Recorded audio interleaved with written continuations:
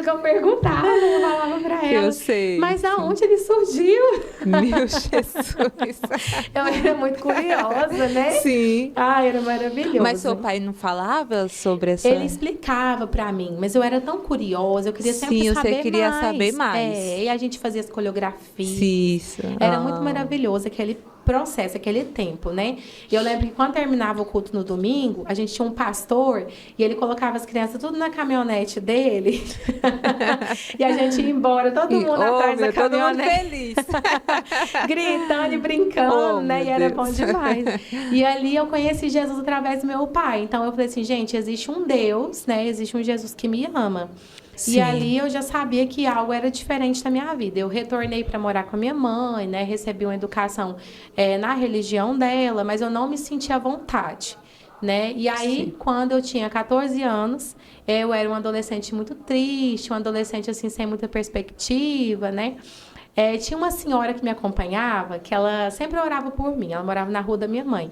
E aí um dia ela falou para mim assim, Carol, minha filha, Deus vai te dar um homem, um varão, e esse homem vai te amar tanto. E você vai entender muitas coisas que você vive. O Senhor vai te dar uma pessoa que te ama. Aí eu olhei para ela e falei assim, misericórdia, irmã, mas eu sou só uma criança. 14 anos, né? E ela falou assim, não, minha filha, mas o Senhor sabe. Eu falei, então amém, né? E aí eu fiquei ali, né? Passaram-se 4 meses, eu conheci meu marido. E aí, quando eu conheci ele, né? Ele era um menino, assim, que não conhecia o Senhor. Ele vivia uma vida diferente da minha, né? Eu falava, não, vou namorar com esse rapaz, não. Mas ele era um rapaz tão abençoado, assim, trabalhador, honesto, né? E eu falei assim, não, vamos conhecer esse rapaz, né? E a gente começou a namorar. Nós demos muito certo. Ele veio para me tirar daquela tristeza, realmente, como o Senhor tinha dito. Né, ele chegou para mudar mesmo as coisas, desfocar daquela tristeza, daquela vontade de morrer. Ele trouxe alegria, né? E a gente cresceu junto, porque eram os dois muito novos. Ele tinha 17 anos, ia fazer 18, eu ia fazer 15. Era mais nova, né? Mais novas, novinha. isso. E aí nós namoramos, né? Infelizmente, não namoramos conforme as coisas do Senhor, porque os dois não estavam na igreja, não conhecia, não tinha explicação bíblica, não tinha referência, né? E eu não ficava naquela constância na casa do meu pai, então não tinha aquela educação, ia pra igreja, né? Aprendia, né? Sim. Então, infelizmente, teve esse né, namoro assim que não correspondia à vontade do Senhor. Mas casamos ali com 7 anos de namoro, ele me pediu em casamento, a gente noivou, os dois já trabalhavam, fizemos uma festa muito linda, uma festa muito abençoada, né? E aí, na época, meu esposo, ele bebia, né? E ele falava assim, não, ó, eu só vou deixar o pastor casar a gente se você deixar eu levar a bebida pra festa. Eu falei, Gi, mas não tem lógica uma coisa dessa, né? Meu Deus. Eu falei assim, não, então tá bom, deixa Deus trabalhar. E o pastor veio, fez o casamento, nós casamos, né? E até então, eu e meu esposo nunca tivemos problema, briga, a gente não tinha nada, né? E aí, quando nós casamos, eu já trabalhava numa empresa muito grande. Na época, eu já estava assim, tinha meus 19 anos, né? Tinha uma cabeça, assim, já mais madura. E aí eu lembro que começou uma porta de entrada ali. Porque o diabo, irmã Jamile, ele não vai agir do nada. Ele tem brechas, primeiro, que vão sendo dadas a ele, né? Ele ganha brechas, ele ganha oportunidades para poder fazer aquilo que ele tem para fazer. Lá e fazer o que ele quer. Isso. Então, o que acontece? Uma das minhas madrinhas de casamento, ela servia a uma determinada religião. Eu não tinha noção espiritual do que aquilo representava para mim. E a gente tinha um contato muito próximo nesse local de trabalho. E eu lembro que ela referia para mim, aquelas reuniões, falava, nossa, que interessante, eu quero ir nesse lugar. Mas Deus é tão maravilhoso que nem permitiu de eu ir. E aí um dia eu estava ali trabalhando e uma professora ali daquela escola me presenteou com um livro espírita. E esse livro, né, me despertou interesse, porque o diabo, ele sabia que eu gostava muito de literatura. E ela me presenteou, ela falou assim, olha, esse livro vai mudar a sua vida, é um livro maravilhoso. E hoje eu entendo que aquilo ali foi uma estratégia do inimigo, né? Era um ponto de isca dele para me prender.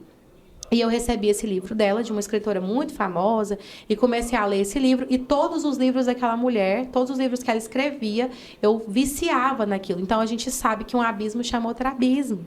Isso. O diabo me viciava naquela literatura. E eu queria continuar. É tão interessante que, às vezes, eu dormia perto de pessoas, a minha sogra, a gente ia fazer viagem, ela falava assim, Carol, misericórdia, você conversa com fulano, com Beltrano a noite toda. Eu falava assim, gente, mas esses são os personagens do livro. Então, o diabo já estava trabalhando na minha mente, Meu Deus. Né? E aí, o Vinícius trabalhava à noite, ele não dormia em casa, e todas as vezes que eu ia dormir, começava manifestações dentro da minha casa. Dava descarga no banheiro, andava no corredor, tirava o meu sono. E quando eu dormia, eu sonhava que eu estava dentro de uma determinada sala, vestida com uma roupa branca, com um pano branco na cabeça, e que eu escrevia coisas e que tinha alguém atrás de mim. Então, o diabo queria me levar para esse lugar, né? O diabo queria me escravizar naquilo que ele faz, né? Isso. E eu não tinha noção do que eu estava vivendo. E aí eu comecei a desenvolver uma depressão profunda. Eu não conseguia levantar da minha cama e tirar um pijama. Eu não conseguia levantar da minha cama e escovar os dentes, pentear o cabelo. Eu ficava o dia todo chorando, eu não sabia nem por que eu estava naquela situação. E aí, em contrapartida, meu esposo começou a beber de uma forma desenfreada.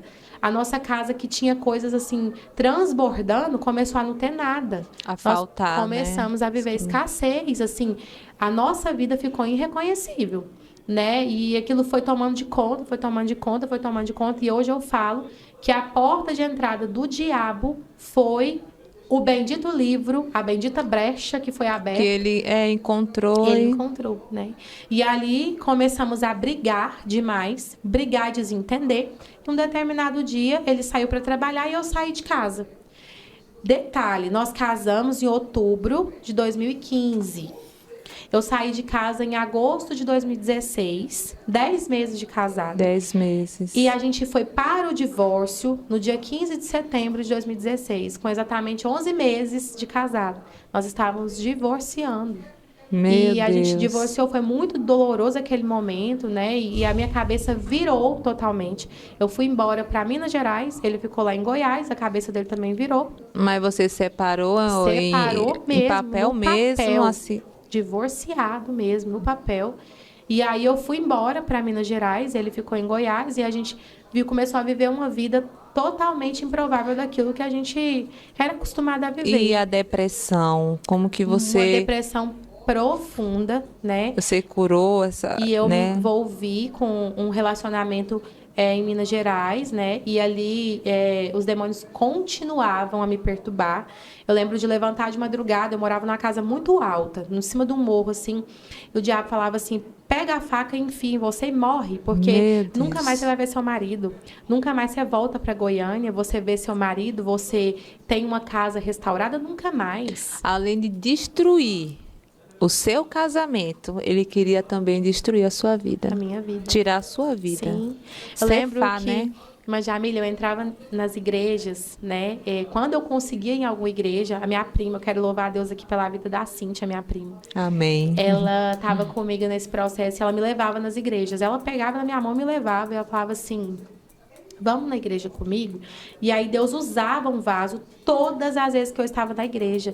Deus usava um vaso e falava assim, você é minha missionária, você vai me servir. Eu falava assim, quem sou eu, gente? Olha aqui minha vida do jeito que tá. Como que esse povo tá falando isso para mim? Não, certamente isso não é Deus. E aí eu voltava para casa, vivia aquela vida, eu trabalhava em vários lugares, ocupava o meu tempo, porque eu era muito deprimida, né? Todo momento que eu estava sozinha, o diabo trazia pensamentos de morte. E olha como isso é algo que perseguia desde a infância, né? Porque ele usava a situação da dor da casa quebrada, da separação dos pais, porque não tem nada pior para um filho do que perder o casamento dos seus pais, a constituição da sua família, né? Quebra aquilo ali que ele tem como base para a vida. Então, o diabo trazia trauma em cima de trauma. E ele ia trabalhando todos aqueles traumas, né? E aí eu lembro que todas as vezes que eu estava sozinha, esse pensamento vinha. E aí um dia, eu estava lá, quase um ano já que eu estava lá, naquela casa, eu ajoelhei no meio da cozinha. E eu falei assim, Deus, me tira daqui. Eu não tenho forças de sair desse lugar, mas eu quero que o Senhor me tire daqui. Porque todas as vezes que eu queria ir embora, eu ia até a rodoviária e voltava. Uma força me puxava para trás. Embora daquela cidade Embora que você daquele lugar, tava. porque ali não era o meu lugar. E todas as vezes que eu queria fugir dali, uma força me trazia de volta. Ah, E eu não conseguia sair dali, irmã Jamília. é a força E do mal, né? Queria você ali para tirar a sua exatamente. vida. Às vezes a gente faz a obra do Senhor e escuta as pessoas falarem assim: eu não tenho força de fazer tal determinada coisa, eu não tenho força de tomar tal decisão. A gente menospreza aquela pessoa, às vezes pensa que aquela pessoa ali está criando uma desculpa, mas mal sabe